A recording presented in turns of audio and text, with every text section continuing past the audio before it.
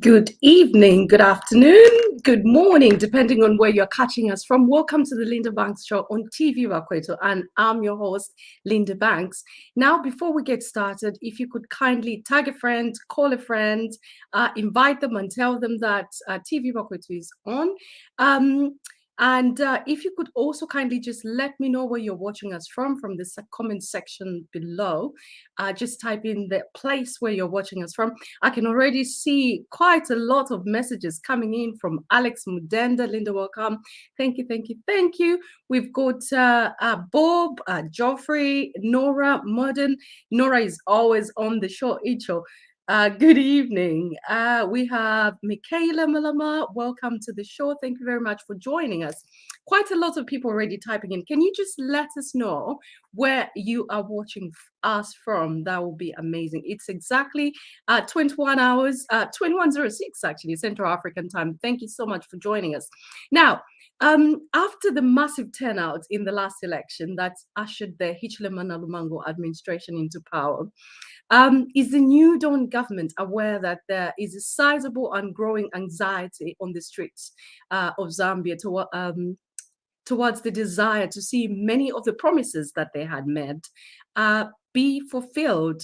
And to help me discuss this, among as many other topics, it's my pleasure and privilege to welcome the presidential spokesperson to TV Vakwetu, Mr. Anthony Bwalya. Anthony, good evening and welcome to the program. Linda, good evening, and thank you very much for having us. We are delighted to be joining you. We are delighted to be joining an entire host of your growing family of TV Makwetu all across the world, but particularly in this country. So thank you very much for having us, and we hope that this is going to be the first of many interactions that we're going to have on this platform. So thank you again for having us. Well, thank you for coming. Now, in the past 10 months of your administration, my team and I, at various intervals, have tirelessly endeavored to follow up the cordial invitation we had accorded to you, primarily to come and celebrate this incredible triumph of the new dawn in this obviously great republic, after you guys won their election, which was arguably won on the back of the youth support as well as the shoulders of the the Zambians in diaspora. I must note that it's the very first time in the history of Zambian politics that diaspora was severely invested, both financially and vocally. But sadly, on all those occasions, you have pulled out right at the crucial moments. Now, kindly indulge me a little here. Because I'm just a little bit curious as to the reason why. Could it be that you now don't need the very people who supported you and the people that you needed the most just before elections? Or perhaps you just have a complicated relationship in honoring your commitments? What is it? Right. Thank you, Linda. And let me begin by congratulating you colleagues at TV Bakwetu, an entire host of yourselves for the constructive support that you gave and still continue to give, not so much the UPND administration and the president, but your support towards the Zambian cause, the collective Zambian cause, in which all of us as citizens have a vested interest in. I usually like to tell everyone that we had a tumultuous and incredibly taxing campaign period.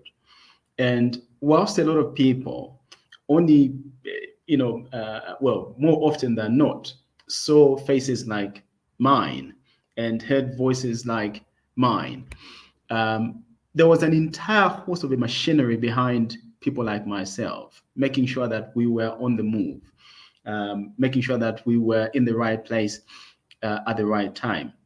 You'll have no idea how many times I reached out to Uncle Norman Chipakpaku. At that time, he was in Scotland. I reached out several times to Ali in the US, Nabachi Rufia, Nabachi Asai in Canada. Numerous times I reached out to them, saying, look, I'm on the road, I'm heading somewhere.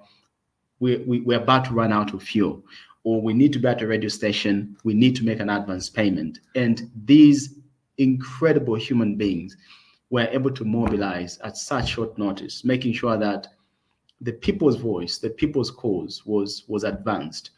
And we want to thank the diaspora community as much as we will continue thanking people here at home for the bold steps that we collectively took and make sure that the election was delivered. And it's interesting that you should reference the outcome of the election as a triumph. Let me indicate here, borrowing the words of the president when he spoke to the European Parliament, that what happened on that day in August last year was not a triumph for us or for the president. For us, it was a challenge and a call to a higher level and degree of leadership to deliver a new Zambia that everyone could share in and eventually be proud of. If ever there was a triumph that emanated from what happened last year in August, that triumph is for the Zambian people. It belongs to them. They delivered it, and they should be proud.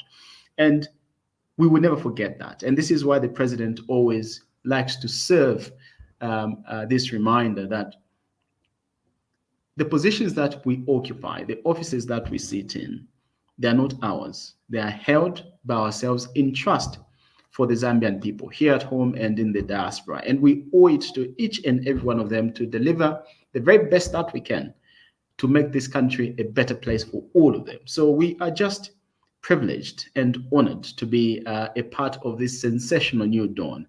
And we cannot forget our friends. We have to be on a path of continuously rebuilding and consolidating that relationship going into the future. It's amazing that even collaborators like yourselves at TV Bakweto, sometimes you do criticize us. Such is the nature of the support that we're enjoying at the moment. We just don't have people singing our praises. We have people who can hold us accountable and call us to account, ask us the tough questions, and tell us when they genuinely feel that we're wrong and we need to, to take a different turn and direction. So we appreciate all of that, and we hope that that should never stop, because that is the only way that this president and this administration and all of us who are privileged to serve in this administration will be able to bring the very best to the table for what this country is worth to its people in this country and, of course, in the diaspora. Well, thank you so much for that. So just over 12 months ago, you with many other youths were imprisoned for supporting this president that you allude to. What was the experience like compared to the current situation right now for the opposition?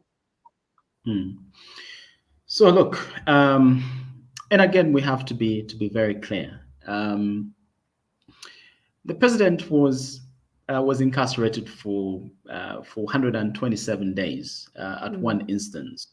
And that was just one of the many incarcerations and civil inconveniences which the president and many people around him, suffered.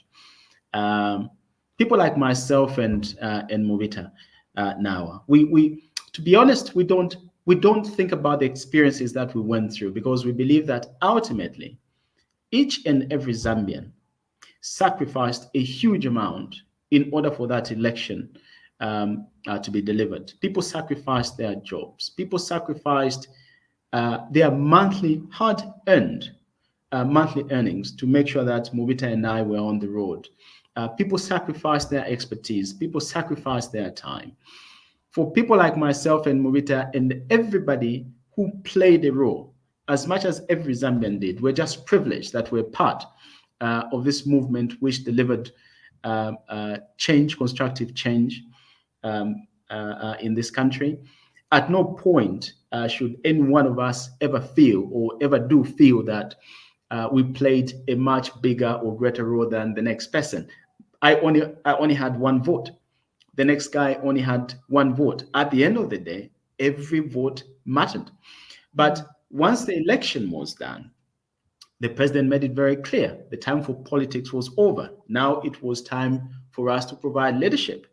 And that leadership was owed and still continues to be owed to each and every Zambian, including those who went out and made a different decision at the ballot, because the jobs that the president and the new administration is creating are not just for those who said yes to President Hichilema at the ballot.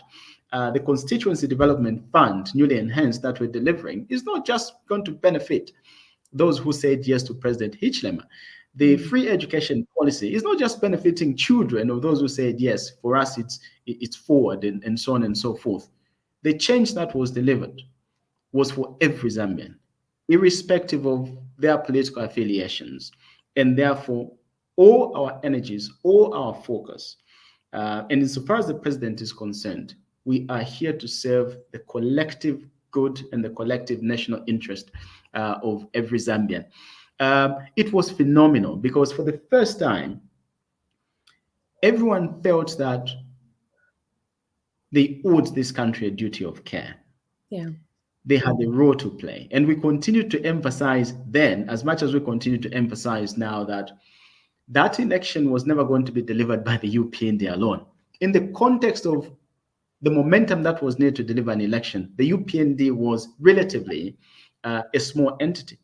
we needed broader buy-in from the Zambian people, and we galvanized that support. And we need and we must continue to galvanize that support. But in order for us to consolidate on that, like you've said, we have to continue making good on the promises that we made, because the Zambian people were very clear. They were disenchanted, they were dissatisfied, and they were absolutely annoyed with the so many ills that were taking place in this country, the cadreisms, the lack of jobs, the harassing of marketeers and taxi drivers in the jurisdictions of their work, including civil servants who were harassed and attacked in their offices, the breakdown in the rule of law, rising inflation, a rapidly degenerating economy, which was hurting all of us. So Zambians were very clear when they went out and delivered that change. And now the focus of this president and the new administration is to make sure that we rapidly make good on those promises that and commitments that we made. Of course, some commitments, would you believe my health alarm has gone? It's telling me that I need to go to sleep, and you're keeping me here, Linda. Not quite yet.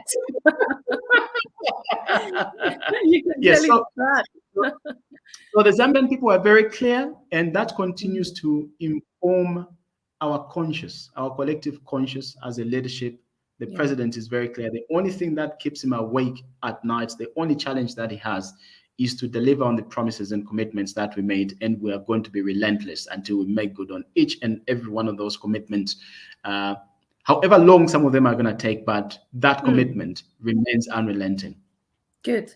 So 10 months in, you've alluded to a couple of things that you have done as a new dawn government, the CDF and free education. What are you, apart from those two, what are you most proud of? And what should the Zambian people expect in the next 10 months?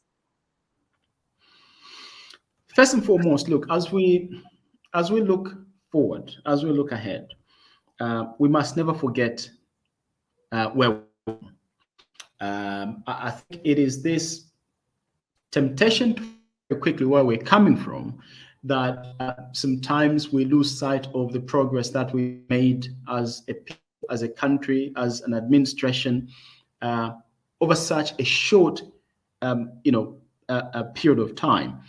And we must look at the progress that we've made in the context of where we're coming from. Yeah. Look, these days, people, the opposition, they're very free to go on about their political party activities without anyone tear gassing them, without any cadre harassing them, without anyone breaking into radio stations or TV stations because they're hosting a dissenting voice. We mustn't forget that. And the president will continue to emphasize that whilst the critical and core agenda that we must deliver on is that of reconstructing an economy that was dead in the water, because if we don't do that, there would be no jobs, government will not be able to collect sufficient revenues, and if we don't do that, we'll not be able to support critical social sectors such as health, education, social protection, and so on. We needed to rein in on some of these seemingly basic but quite toxic trends that were almost becoming a norm in this country. Cadreism, corruption at the hands of elected public officials, literally taking money meant for the very poor in our country, putting it into their pockets, building mansions for themselves. They're even putting animals there, for goodness sake. Expensive automobiles and things like that. We need to rein in on those things. We needed to restore the balance of the rule of law, where each and every Zambian, irrespective of your political affiliation, could once again in this country begin to feel that we are all equal before the law, and that we're all going to be held accountable before the law in a similar way. That is where we're coming from. And I think all the progress that we have made must be looked at in the context of that.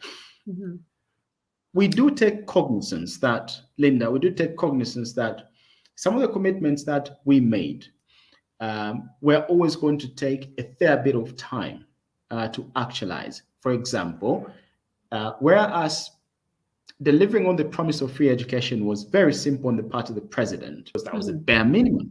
and it was always going to be bare minimum. We just needed to say, can we remove the barrier of fees so that all our children can go to school?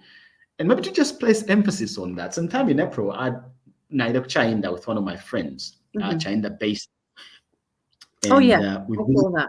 we visited that school, and it was heartwarming, but at the same time heartbreaking to see an almost 30 to 40% increase in the number of children in a classroom. Some of them attending class without shoes on, without uniforms on, right? So those kids ordinarily would have been outside. Several thousands of them would have been on the streets had it not been for this policy. So the president made a bold decision.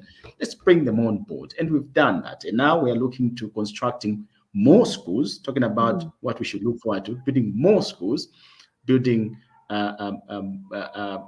putting more desks into classrooms so that kids are not sitting on the floor, putting more teachers on the job, like what we are doing now with the teacher recruitment, which is just obviously the first of the bunch. But we will come to Zambians the can teacher also, recruitment and health workers in a little while. yeah, but Zambians can look forward to this president and this administration making good on some of the most contentious commitments that we made. For example, partial access to NAPSA contributions. The president was mocked. All of us were mocked when we mooted this plan over the course of the campaign period. People were saying it was never going to be possible. But look at the progress that has been made under the the leadership of Honorable Brenda Matamba at the Ministry of Labor and Social Security. Now various options are even being looked at, and stakeholder consultations are ongoing at the moment. And we can absolutely be confident that with the progress that we've made, by the end of this 5-year tenure of office that we've been given, we can sensibly be optimistic that people will begin to have partial access to those NAPSA contributions, and they can begin to invest in the future. They and their children absolutely deserve. But can also look forward to. Remember, we talked about giving back those answers to students. It was a nagging issue. Both the president and myself passionately talked about that issue, not as a matter of campaigning and winning an election. No, we believe that that was a bare minimum. I come from the background of students' unionism and politics. I was the SG of Kokoso, and it was my executive that last negotiated an increment in the meal allowances for students when President Arabi, God rest his soul, was president, and Dora Celia was minister for education. We negotiated an increase in the students' meal allowances up to 675 per month, and that was the kind of support that was taken away from students. We made it very clear then that that was the wrong decision, and we said we're going to work towards reinstating that. What time frame are you working with in that regard? And look, and now we are being asked questions. What has happened to that commitment? And I'm here to report and firmly indicate that that commitment is firmly on the table. What we're looking and what we are working through right now is creating capacity. Remember, when the decision was made for that lifeline for students and their families in terms of education to be taken away, when that decision was made, that diabolical decision was made, there was still a semblance of capacity within the economy. But over time, that capacity generated and it was eroded. The president always likes to make reference, and these are facts. He talked about it when he landed today at the airport. You had an economy that was buzzing with life, growing at 6-7% 10 years ago. 2021, this was not an economy that was growing. It was an economy that was dead in the water, declining at less than 0%. Now, in order for us to be able to restore the ability for this government to support our students with those meal allowances, we need to bring this economy back to life. You can't share nothing. When can the students expect their meal allowances? Give me a time frame. 3 months, 6 months, a year? We are in a hurry. The president is in a hurry. The minister of finance is in a hurry. This is why we are working around the clock so that we can quickly deal with some of the biggest issues that were squeezing the life out of this economy, such as the debt issue that is being resolved. How long? conversations. How long? Conversations have been had, and we, under the common framework, and we believe that before the end of the half term this year, August, September, we expect that we should be able to get a result in and around the future of public debt in this country. And that will go a long way towards creating expanded capacity within the economy. And it is within the context of all of that that very important conversations and considerations, such as the restoration of meal allowances for students and expanding support further than that to students beyond UNZA and CBU, can be had. So we all can and should have the utmost confidence that you have a president and an administration that is very crystal clear about where we want to take this country and what we absolutely should and must deliver for this country and its people, especially our young people. We are not going to back down on the commitments that we made. How long will it take for you to give the students their allowance, please? That's an important question that you keep asking, Linda. And like I've said, a decision as important as that, much as it remains on the table, cannot and will not be made in a vacuum. We need to create new capacity. We need to create expanded capacity within the economy. And as long as we have niggling legacy issues, such as the toxic mountain of debt that we're sitting on, that squeeze the life out of the economy then and still continues to be an overbearing force, we always have a challenge.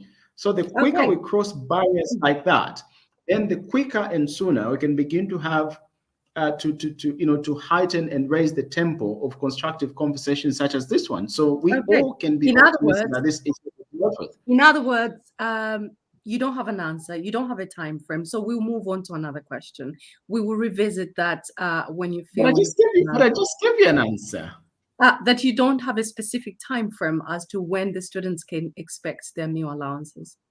No, but we've made it very clear that first of all, we need to shift the niggling issues that are making that have been making it difficult for this economy. Those niggling issues.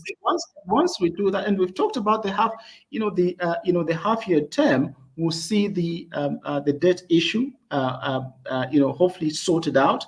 Okay. Once that has been shifted, then we'll begin to create expanded capacity within the economy, and this issue will be firmly back on the table, and decisions will be made. Yeah. Thank you. In other words, it's not on the table right now. It will be firmly back on the table when you know where the economy is going. Right. Let's move swiftly on. And we're going to dive slightly into your role, just for the benefit of the viewers. The president has been working tirelessly right from the moment he said, "I do" to the Zambian people on that inaugural day. He has literally been on the road or on some plane going somewhere.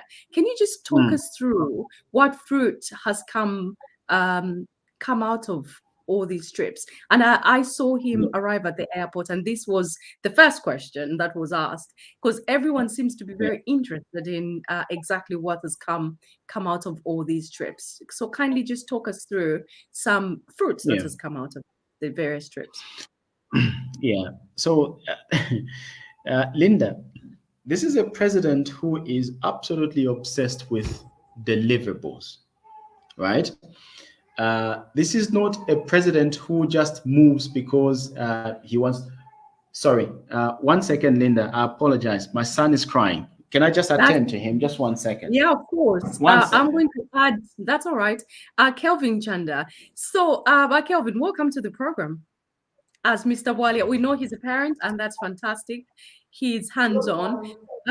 So I was just interested in finding out the duration of time. Can you hear me? Yes, I can hear you. Can you hear me? Okay, yes, I can hear you. Okay, he's back. I will bring you back in a little while.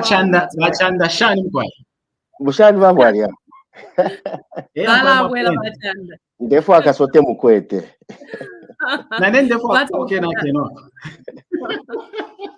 Okay, thank you so much for Kelvin. We'll be back. Right. We're moving on to the next question. Yes. So he has been working tirelessly. He's been in and Yes, out of the yes. country. So, Just so, walk us so I through was very saying, briefly. Mhm. mhm.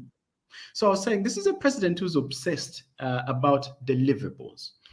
By the way, is your son all Whenever, right? pardon me? Is your son all right? You went to see if he's all right. He was crying. Yeah, he's fine. He's 4 months old. I mean, that's what they do when they're 4 months, they cry. Yeah. So the president is obsessed with deliverables. Every time the president must make a trip, obviously he's cognizant of what our core agenda is at the moment, which is economic reconstruction. And in order for us to rebuild that, to rebuild the economy, we need to boost the trade and investment agenda of this country. That means building industries here at home, making Zambia a production, processing, and distribution hub. But in order for us to do that, we need to expand the export market beyond, or rather, consumption market beyond the 18 million Zambians. It's too small. We need to expand into the region, which is a 300 million people worth of a market. We need to expand into the continent. We need to expand into the global economic spheres. But in order for us to do that, we need to consolidate relationships at bilateral level. For example, Botswana imports hay for cattle from Australia. So if you want Botswana to be buying hay for cattle from Zambia, you have to convince them at the highest level why they should not be buying from Australia. So who's the best person to go in? The president must go and confer with his colleague at that highest level and say, this is what you're looking for. We can do this, and this is the value that we're going to deliver to you. It will be cheaper for you, and the quality will be either the same or of a superior quality. That's what it takes. You remember the first trip that the president undertook to New York? I was the president then. COVID was raging at the time. This country was looking for answers. The president spent a huge amount of time engaging colleagues at a bilateral level on the sidelines of the UN General Assembly. And the consequence of that, we saw thousands upon thousands of doses of vaccines coming into this country, boosting the ability for this country to just move on and remain open. We made it very clear then that we could not afford for the economy to shut down.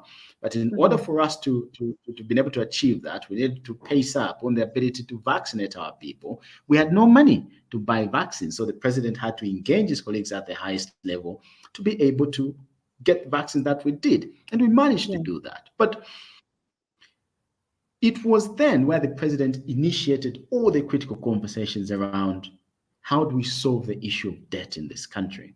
What sort of support can we get from the World Bank? What help and support can we get from the IMF? What sort of support can we get from bilateral partners from then? And now you can see progressively, and if not rapidly, you can see results are coming through now. From there, the president went to COP26.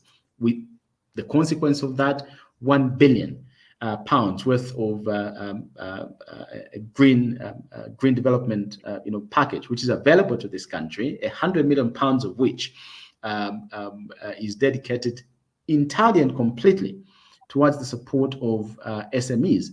We went to Dubai. We're talking about port redevelopment. We're talking about investments in the energy sector.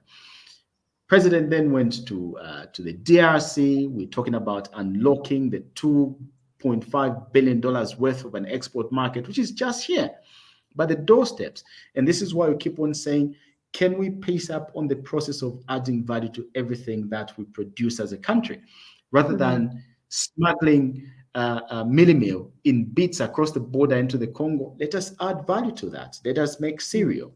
Let us make assorted bits of porridge. Let us make millimil, and then in a much more organized manner, sell into the Congo. We'll be creating jobs here. We'll be boosting government revenues and so on and so forth, and therefore expanding the social and economic gains to accrue to the Zambian people. The same thing, he went to Eswatini. People thought that the president just went, he didn't go there to watch the reed dance, the way that other people used to do. the president was talking serious trade and investment. Now we know, that on a daily basis, can you hear me, Linda? Yeah. Hello? Can you hear me? Yeah, Karen. Okay, so now we know that on a daily basis, Eswatini is only able to meet up to 30% of their milk requirements and consumption, right? 70% is imported from South Africa, right? We can tap into that. The president was holding conversations and discussions at the highest level with King Mswati, talking about how Zambia can export, for example, milk into Eswatini. Eswatini imports mealie meal from South Africa.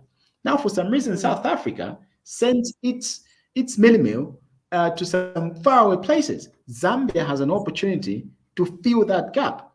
Even the So, are pause, there any even the concrete pause. decisions that have been made to actually secure those contracts, or it's just hearsay and chit chat? No, it's not hearsay and chit chat, and this is why you hear the president when the memorandum of understanding around electric vehicles was signed with the DRC.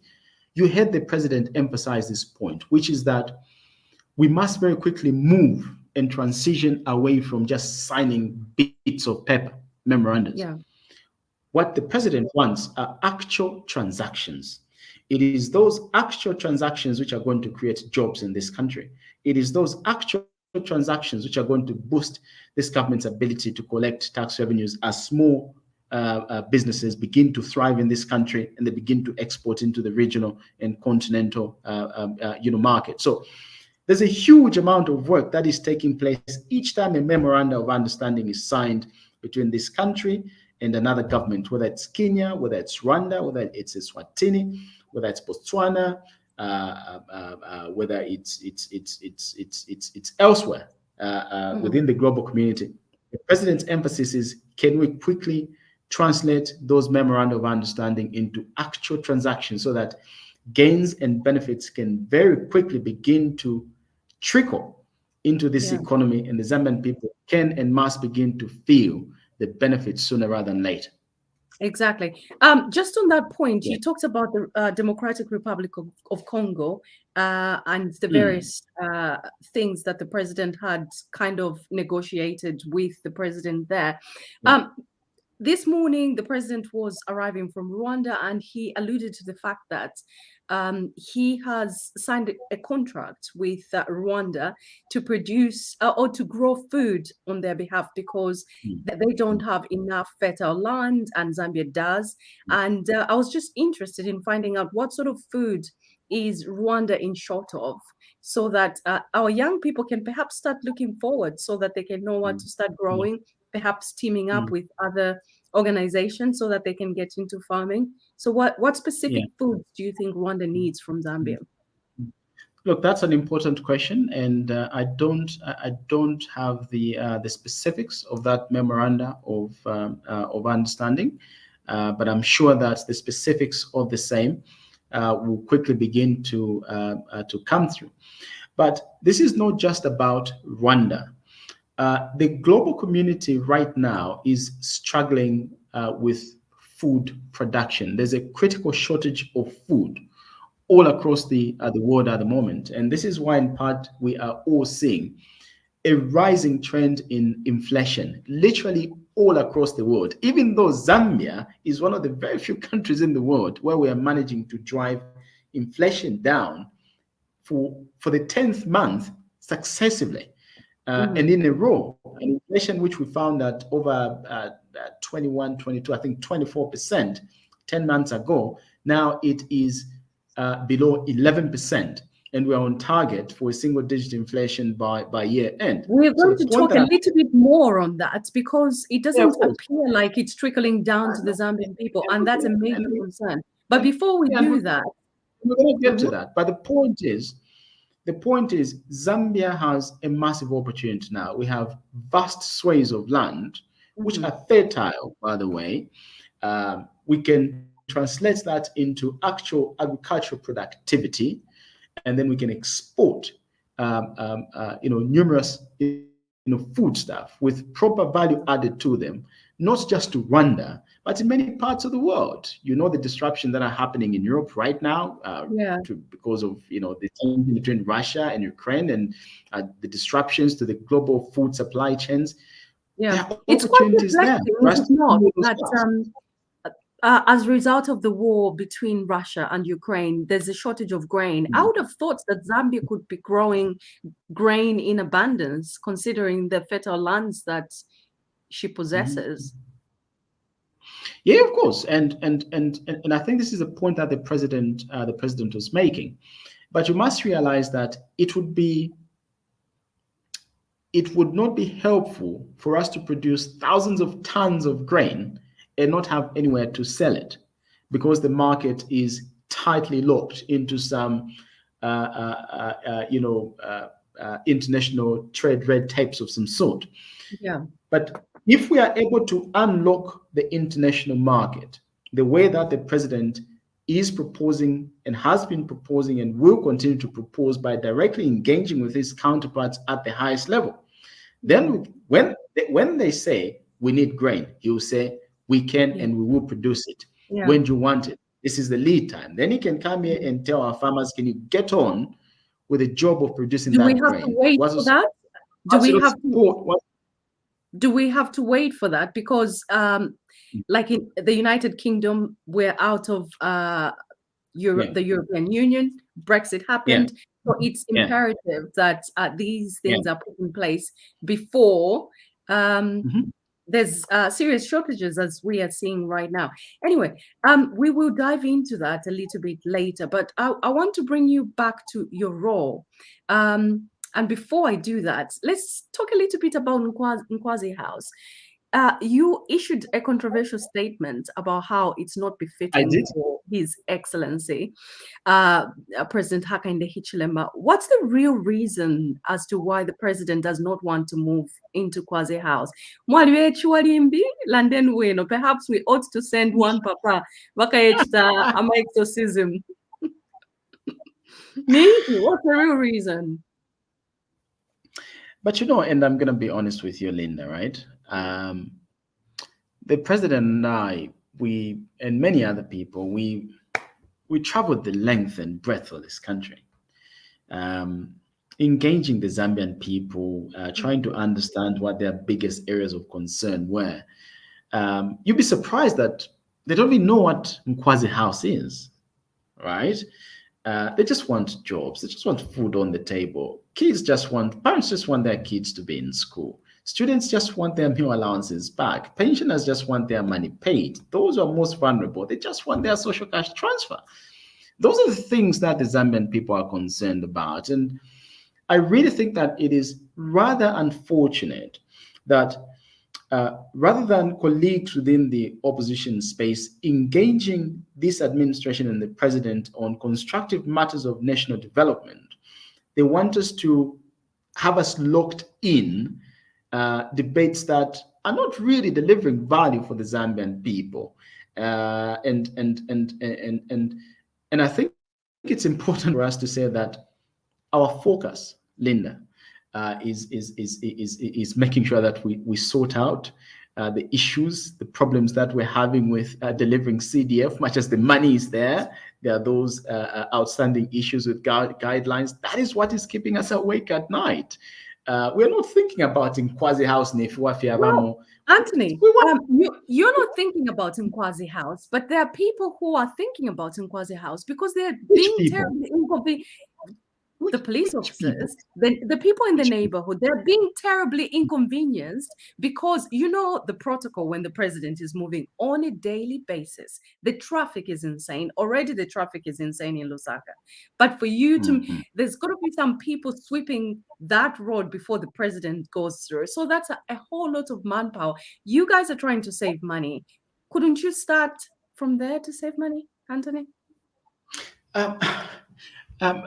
Look, one or the other, we all have got to get to work, one way or another.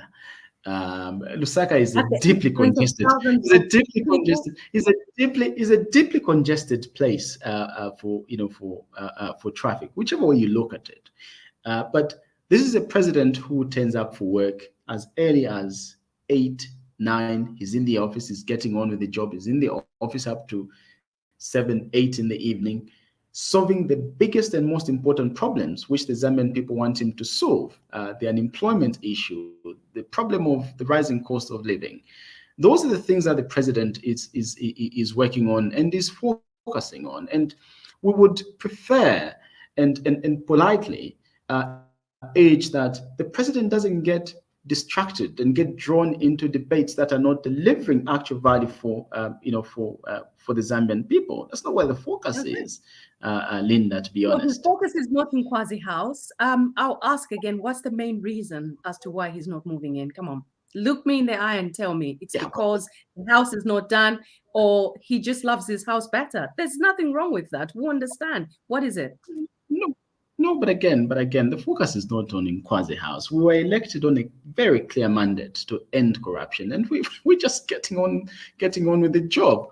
We were elected Anthony, on a clear mandate. You are worse than Boris Johnson. You just cannot answer a straight question. Who's Boris Johnson? Who's Boris Johnson again? Prime Minister, you just can't answer a question. What is the reason why the president is not moving in? When can the students expect their meal allowances? You still don't have an answer. So I will move swiftly on. Could you, I'm sincerely hoping you'll be able to talk me through this. Am I right in believing that the entire machinery is threefold? Your media team, as in yourself, presidential spokesperson, you've got the party spokesperson, as well as the government spokesperson. Now, how do you work? Do you work in close collaboration on certain aspects, or you guys are just, you work independently? Let's start from there. Look, as is the case with every large-scale organization, one would desire a huge amount of coordination across multiple departments, whichever ones those might be. Government is a huge monster at any level, whether it's from the perspective of communications or the way that ministries are organized.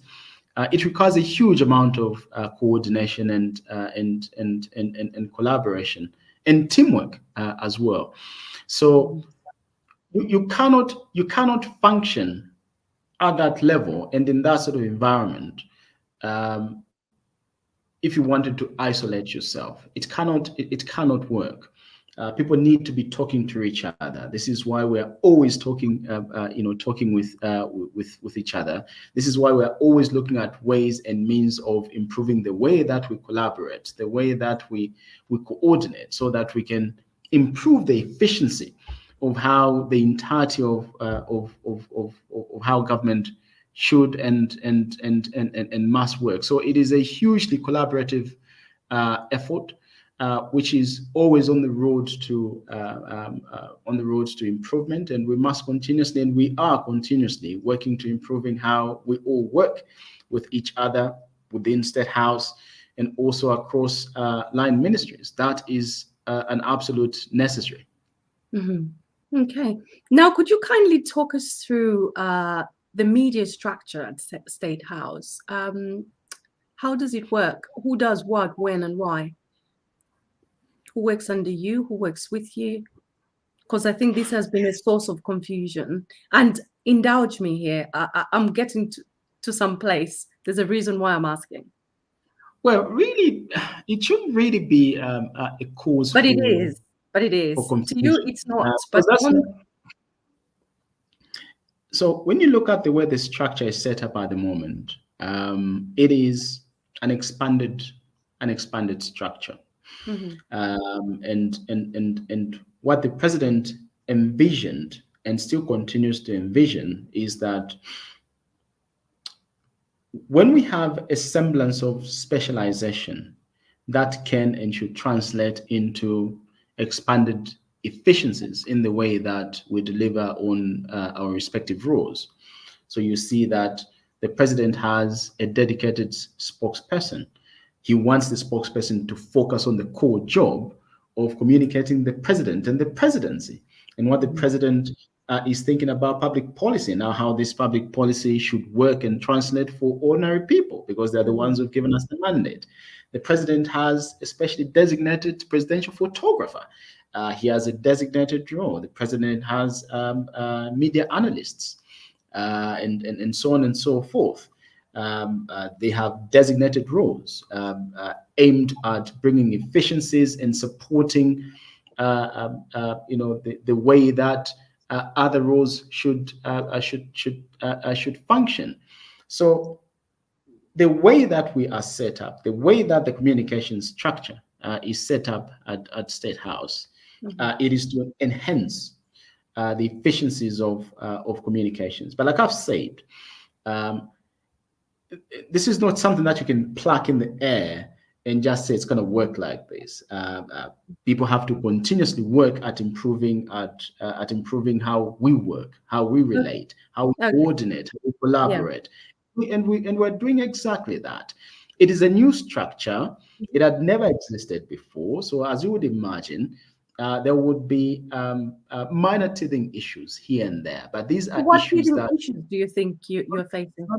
And I was giving that as a hypothetical intimation. There would be teething issues, as would be the case with any other new structure, but those are things that quickly all of us have had to work through and found points of solid anchoring and collaboration, knowing exactly who's supposed to do what to support, what role, and we're getting better at it. And we're getting better at. You have been in a position for 20 years. 20 years. Were you not prepared for this? Why are you just tinkering with the communication now? No, absolutely, absolutely not. Like I've said, government is a huge machinery.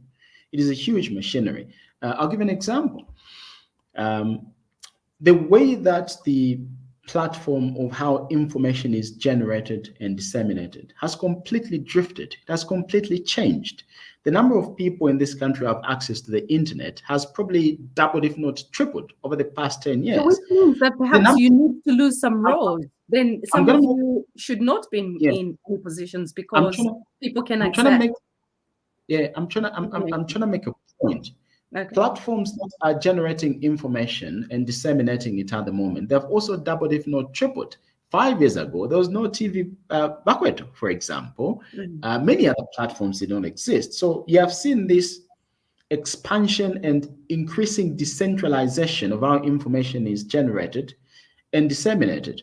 So a huge machinery like government constantly has to think of how we can evolve to counter the ever-changing landscape of information generation and dissemination. And I can tell you, with my hand on my heart, when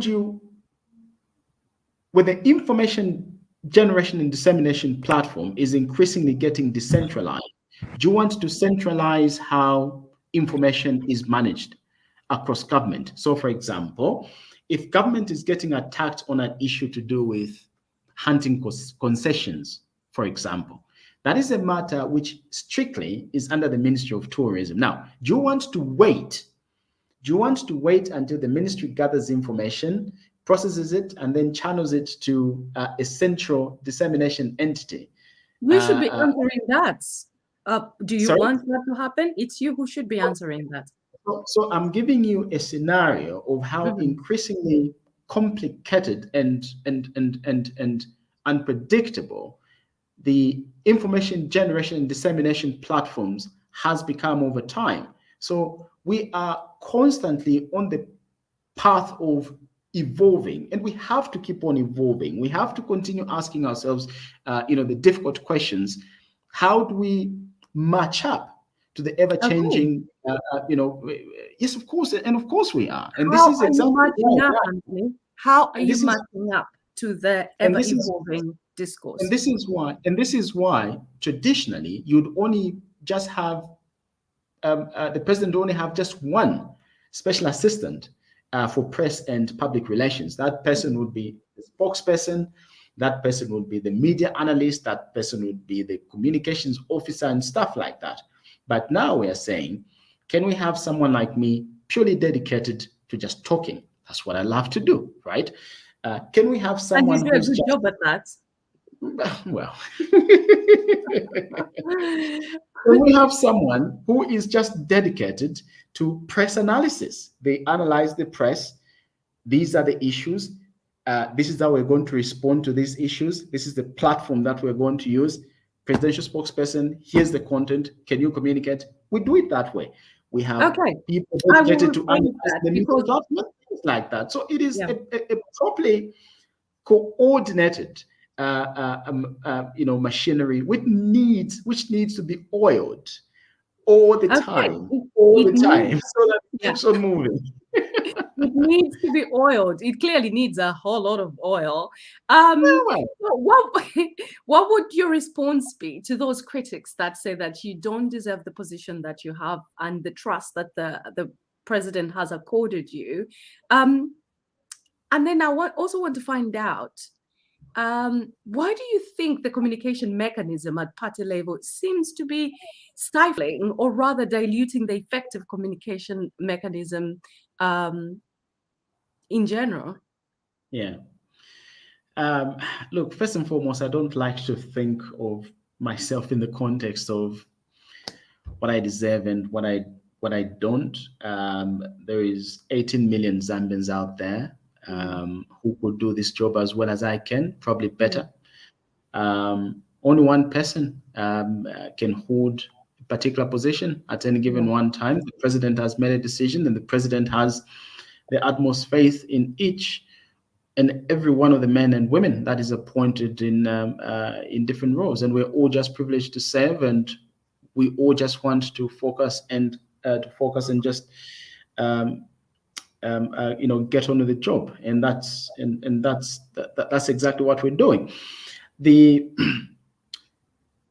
The party media machinery is a critical component in and around not just how the party anchors itself, but also how the party supports dissemination of information around key government programs. And I think we all have a duty to continuously begin looking at how we can improve and consolidate the party media machinery. Who do you mean? This party media machinery did, and under very difficult conditions, did an outstanding job defending the president, defending the party. And now that we have crossed one barrier and transitioned onto the other side, we have to continue evolving. We have to continue improving. We have to look at the bed of human resource that we have. Do we need more? How can we best support the activities of the media, the party media machinery? And those conversations are being had, and all of us are more than willing and dedicated to participating in that conversation, and we are participating in that conversation. And like Ruth put it the last time that you had it, I think all of us will eventually be looking at a party media machinery that is revamped, that is robust, and that is focused on supporting government with the job of relaying critical information to the Zambian people.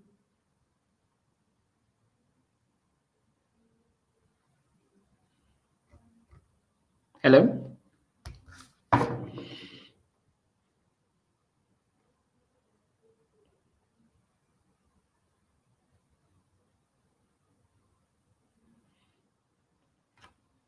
Hello, Linda, have I lost you? Hey, Anthony, can you hear me? Vaka, Shani. Well, I don't know what happened to Linda, but I think she's frozen. Hey. I want to make a follow-up on what you just said. What are the practical steps that you are taking in the revamping of the party and government machinery? Because you have said you are revamping, you keep evolving. What does that look like in practical terms? How does that look like? Yeah, that's an important question, Maaka, and I will tell you that as I was explaining to Linda, the information generation and dissemination platform has increasingly decentralized. It has become much more aggressive.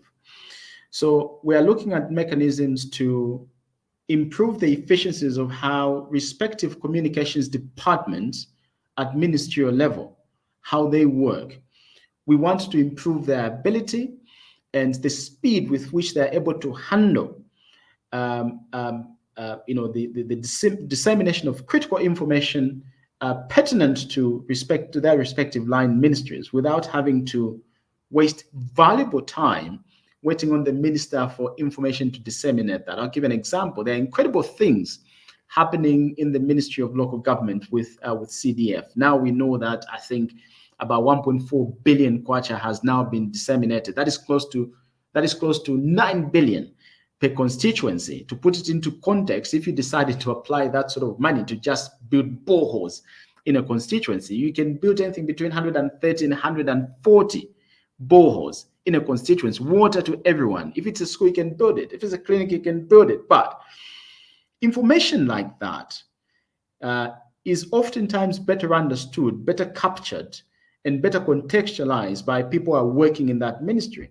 And what we want and what we're envisaging and envisioning is to see an increased ability and robustness in the way. Welcome back, Linda. Thank you very much, Andaka. Thank you for jumping in. Robustness in the way that communications department cross-line ministries are able to deal with matters under their stead. We think that would become a whole lot better for all of us. But at party level, we have always talked about this. We need to have a conversation around the kind of resource that we need. In terms of personnel, we have a great leader in Ruth Dante at party level, but she needs support, and we need to devolve, that support to our IPSs across our districts, as it were, all of the districts, so that we can decentralize the flow of information. That means that we need to quickly identify and organize this talent. We need to enable this talent with the tools that they need, the technology that they need to be able to capture content, to be able to share content in a manner that is timely. So there's a whole lot that is taking place in the background, and we recognize that what people just want to see are results. It's just results. And we want to assure results.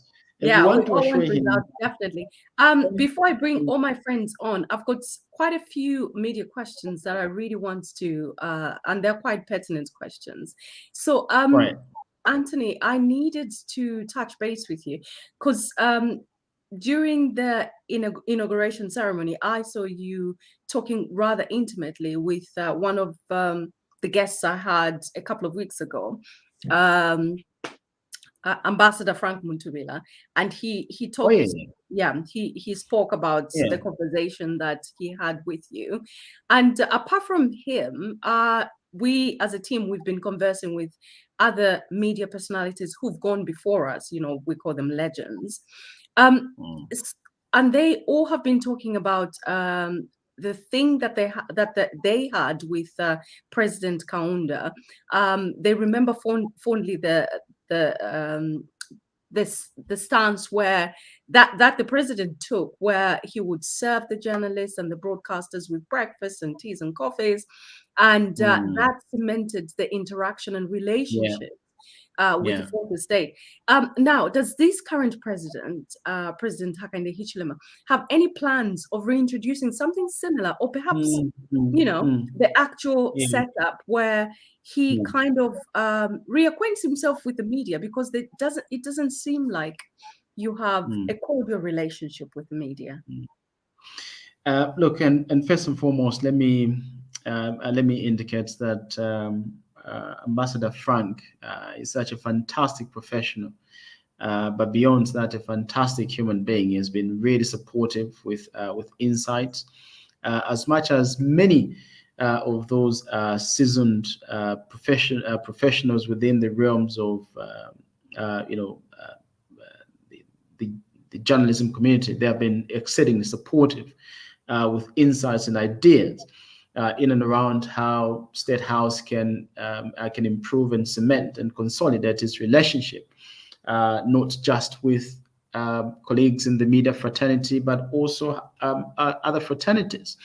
And this president always tells all of us we need to make him much more accessible to the people at whose pleasure he serves. We need to make him accessible to people who are going to ask him the difficult questions, including the colleagues within the realms of journalism. And I completely agree. And we are working through a whole range of ideas and mechanisms aimed at improving accessibility and allowing the president to spend a whole lot more time listening, not just to people like myself who see him on a daily basis, but he has to spend time listening to people in the compounds. He has to spend time listening to ideas from people within the business community. He has to spend time interacting with street vendors. He has to spend time, like you've said, interacting with journalists, and we are working through that. And in the fullness of time, sooner rather than later, like we've established, Linda, Nawa Aka, Nawa Chanda, you're looking for results. So those results are going to come through, and we're going to deliver on that. Mm-hmm. Good. Last question before I introduce my friends. We have noticed a growing trend of freedom of expression and association, especially in the political sphere, which is definitely a good thing, very progressive indeed. And it's clear evidence of the good faith.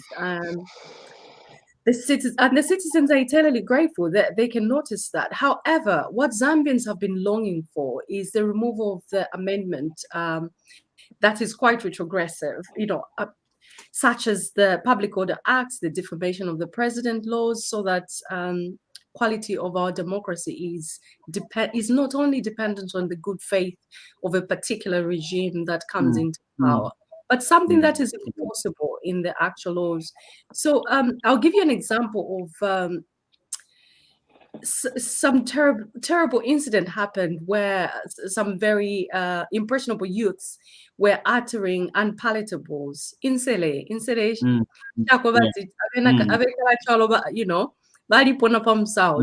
terrible insults. Exactly. How did the president feel about this, and what is the view what is the president's view of what has transpired with the Minister of Defense kind of taking a particular stance in regards to disciplining these people? Yeah. So look, I think we have to be clear. The president remains committed to delivering an enduring democratic dispensation that works both for those who are in power, for a lack of a better term, as well as those who are in the opposition. The president has always said that as part of restoring the rule of law, we have to expand the ability for everyone to enjoy their democratic rights, whether it's the freedom to picket, whether it's the freedom to freely express themselves. But of course, all of that has to be done within the law. The president has always said that he was a victim of the brutality of a democratic dispensation that was hanging by a thread. Many times you watched on digital platforms how the president could not be allowed to go into Chingola. He was met with tear gas and bullets. We were not allowed to enter, I think it's in Pika. I remember in Serenge, we were attacked, shots were fired, stones were thrown at our vehicles. And the president says, never again. Never again should such kind of a thing happen. We remember those poignant images at Chipata City Airport when the president landed and he could not be allowed to enter the city in his own country, like he needed a passport. We all remember those images, and the president has said, never again. So anything and everything that we're doing, whether it's in the way of enhancing the way certain laws work and function and are implemented, for example, the Public Order Act, the Minister of Justice, Honorable Jack Mwimbu, has provided the strongest indication yet that Public Order Act will be up for discussion so that Zambians can look at ways and means of enhancing how this piece of legislation work, not just for those in government, but for those within the ranks of the opposition. We've talked about matters of the access to information bill. I believe the Minister for Information has provided an indication in and around the direction which that debate is going to take. And the president does not enjoy or take pleasure in citizens falling foul of the law. He's all about enhancing the way that citizens enjoy their democratic rights. For us, we keep on saying at the moment we have certain. Aka, what did you do? Did you change the setup? I think we've lost our guest. You're on mute. Okay. Would you be kind enough, perhaps just leave the setup as it is to avoid the confusion? Otherwise, we'll lose our guest.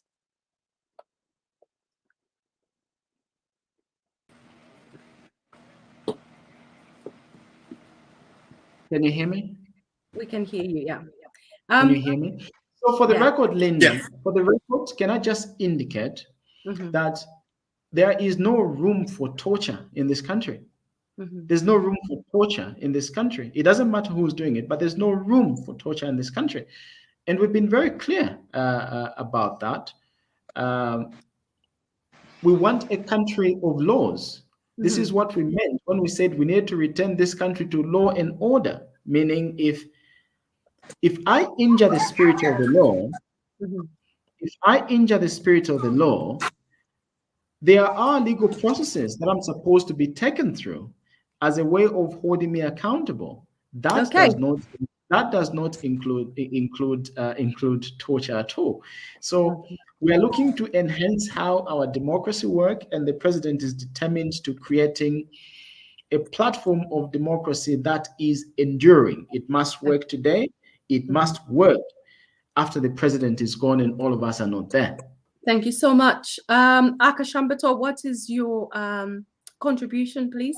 I did know that an hour and a half is not going to be enough with Mr. Bwalya. So many questions, and we are literally just scratching the surface. We haven't got into serious questions just yet. Aka, would you like to make your contribution? Then we can have Kelvin. Yes. Here is what I'm going to say. Mine is a contribution and also a question. And I'm gonna move away a little bit away from I'm at work, and so I'm sorry, Linda. Let someone go first. I move where it's quieter. Okay. No problem. Bachanda is ever ready, and thank you so much, Kelvin. Chishimba even nami peleshna amobebemba yonsa mashina yarachita. Simona Bwalya. Apologies. Thank you so much for being so patient. What's your contribution? Great. Hi, Anthony. Nice to meet you. Bueno, Canavesa. Let me just commend you, my brother, that I think you must have gone to the Barack Obama School of Politics because of your eloquence and your ability to evade questions. Congratulations. Or the Boris Johnson Vachimba. Yes. But real quick, Anthony, the president stood on a platform of financial prudence, transparency, and accountability. Okay. Let's talk about the presidential trips. We know that the president must make trips. Okay. But for a change in Zambian politics, can we have a government that cares so much about the people to provide a cost-benefit analysis of these trips? What is it costing us for the president to make 20 trips in 9 months versus the benefits? Tangible benefits. Okay. That's number one. Number two, let's have a conversation about the teacher and healthcare, health workers recruitment exercise, right? Yeah.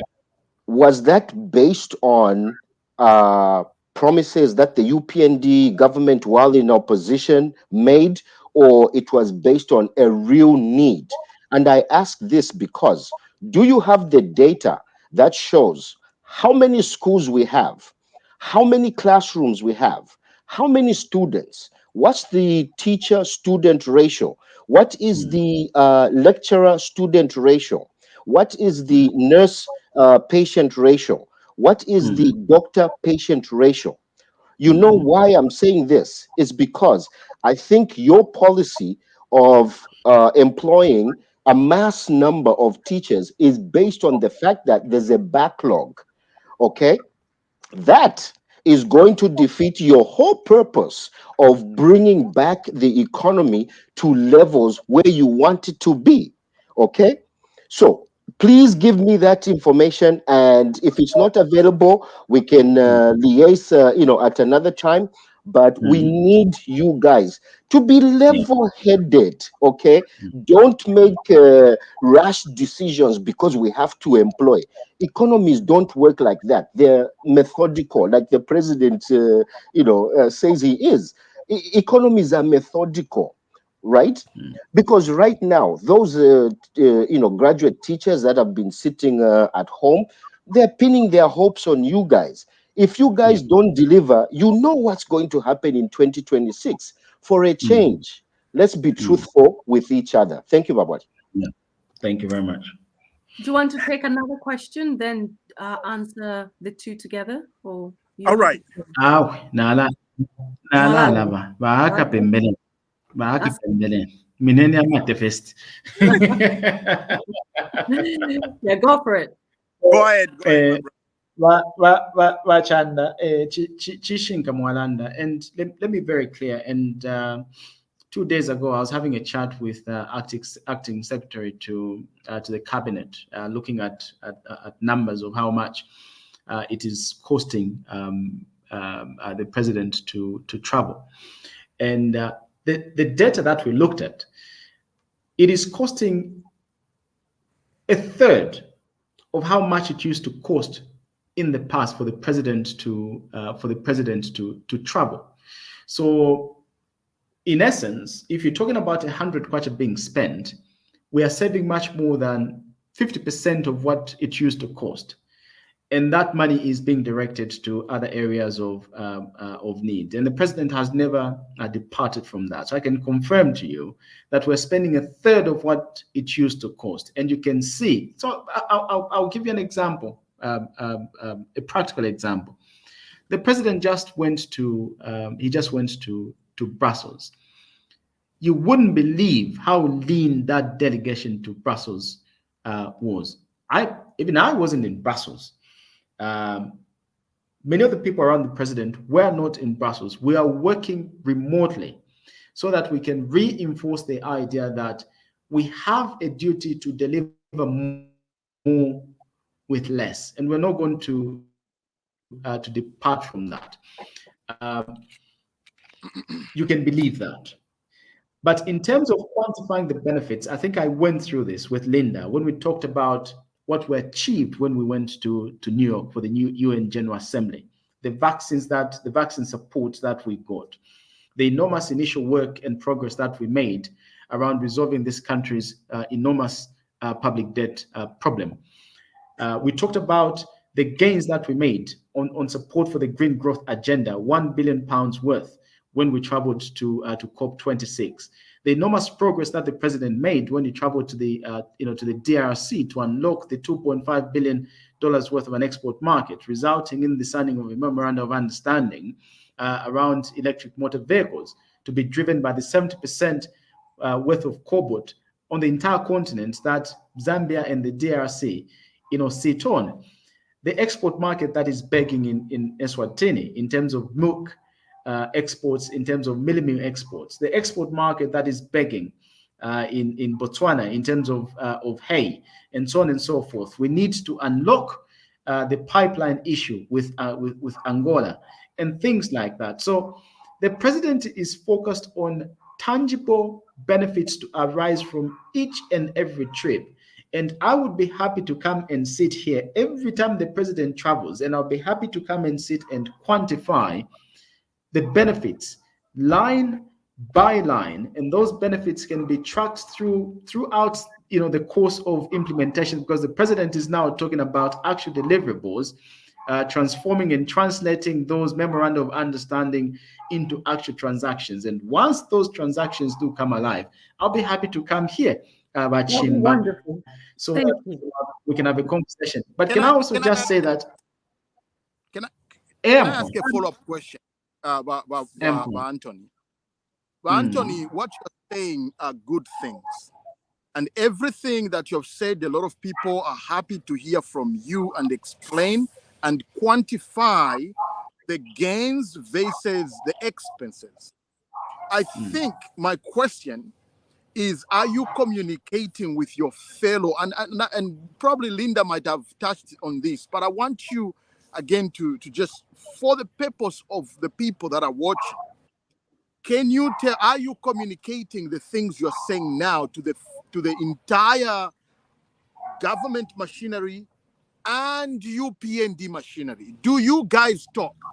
Because that's I'm making this question because that's what came out last time. Yeah, we did touch on that, Aka. We did touch on that. I think you came a bit late. So I'm sorry to interrupt you. Is there someone? Oh, it's my dog. It's my dog outside. And then the next question, Linda, thank goodness that you touched on that. The next question to Anton is what is an ideal situation for the president? Every time, is there a way that we're going to see some change? Every time the president travels and comes back, is there a way that the president can offer a press statement at the airport? We saw President Chuluba do this often. As he comes back, he will stand at the airport and answer questions, hard questions from journalists. Aka, thank you so much. I think you may have missed the president's arrival. I did watch the entire thing, and there was that which you are alluding to. Yeah, but Linda, it's not consistent. It's not. It's the not last one.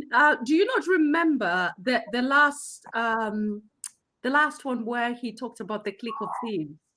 His last arrival.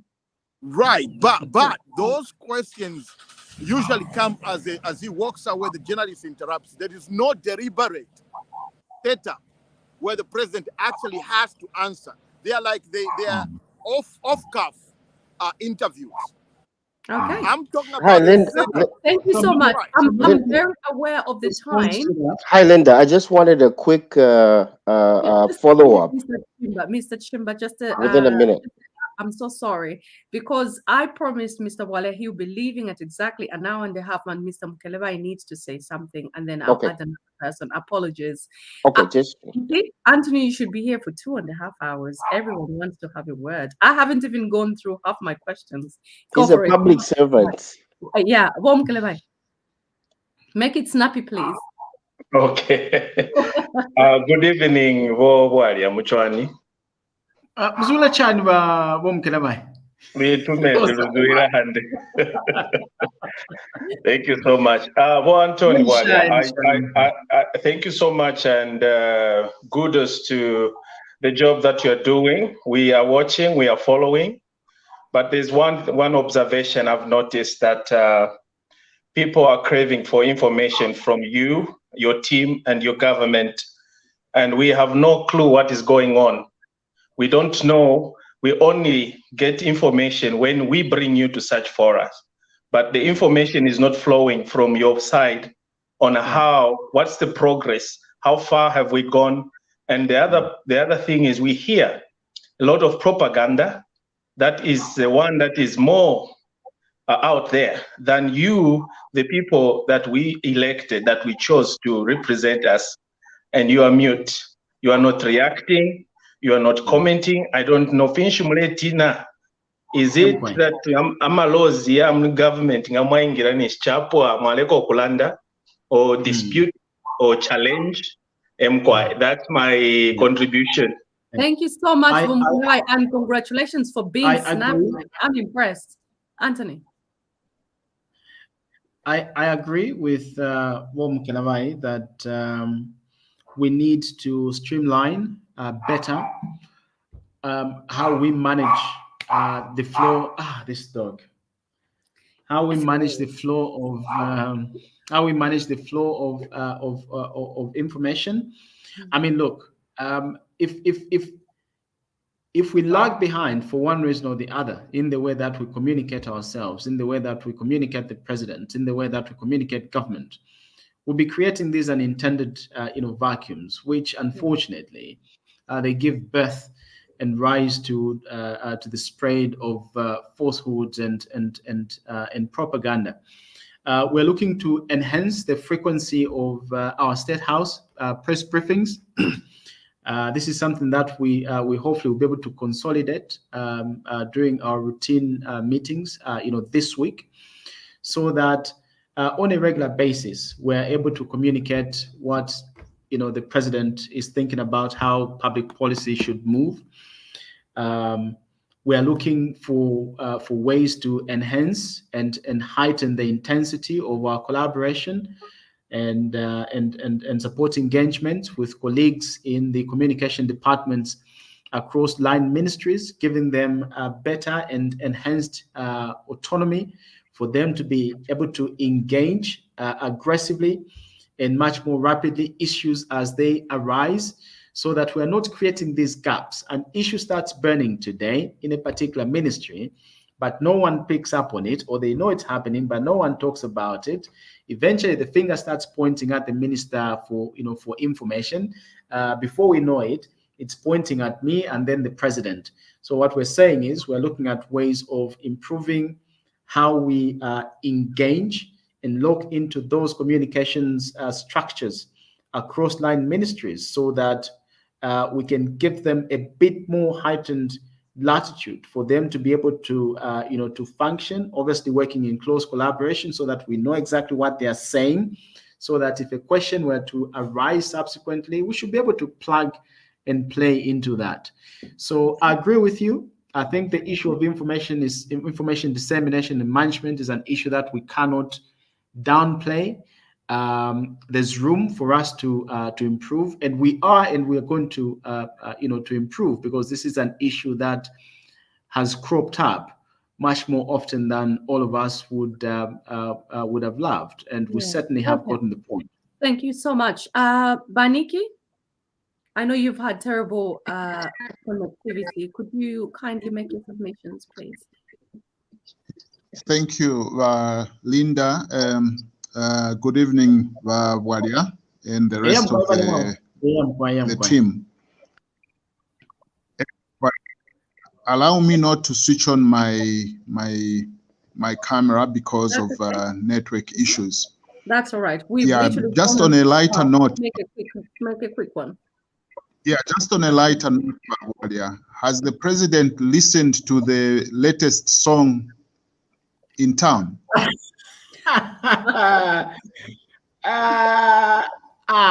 Me, I don't know, teacher. I'm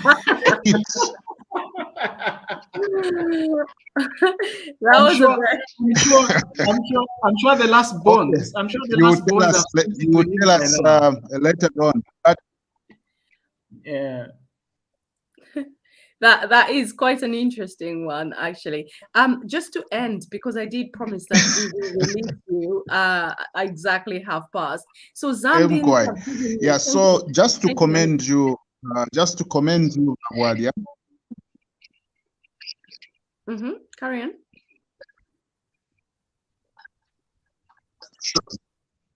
Vaniki, carry on. I think we may have lost Vaniki. Anthony, just to end, Zambians have given you 5 years. Okay, thank you. Yeah, so just a quick one. I know You're having terrible internet connections, aren't you, Vaniki? Carry on quickly, please.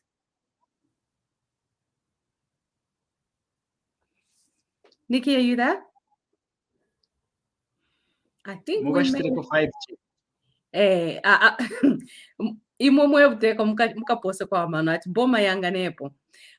To conclude, as I was saying, Zambians have given you a 5-year mandate that you may or may not have renewed. What are some of the things that you are assuring us and the Zambian people that you will achieve by the end of this office? I will end exactly where we started from, Linda. The mandate that the president was given was very clear from the onset. The Zambian people were very clear what their areas of disenchantment were. They wanted an economy that was buzzing with life. They wanted an economy that was giving life and birth, for jobs. They wanted the rule of law to come back. They wanted an expansion of that CDF program. They wanted an enhanced social protection support for the most vulnerable. They wanted their kids to be in school. They wanted a robust reform of our public pension system where people should get partial access to their pensions, contributions. Students wanted their meal allowances back. So the president and all of us are exceedingly cognizant of the basis of the mandates that were being given. And there is no appetite in the mind and heart of the president, or indeed all of us, to fall back on those promises. The commitments that we are renewing today, as the president tends to do all the time, is that we are going to honor each and every one of those commitments. Some of them have been fairly easy to honor, like we have itemized. Some of them we are still working through them because they are dependent on us being able to revamp and bring back to life this economy, boosting trade and investment, bringing value addition back to life in this country, creating jobs, expanding the export market for this country, creating expanded capacity for this economy to be able to support the return of those meal allowances and be able to expand support for education for those who need it the most and they qualify.